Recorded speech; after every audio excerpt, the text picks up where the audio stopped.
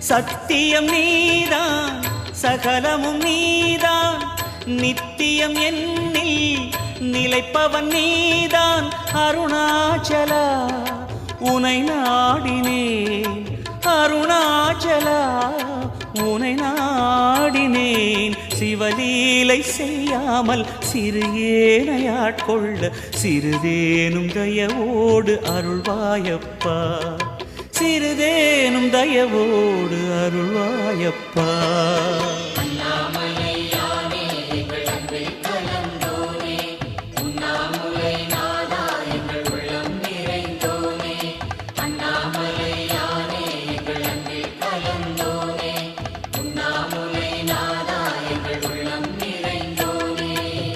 சிவமயமாக தெரிகிறதே சிந்தையில் சிவயோகம் வருகிறது.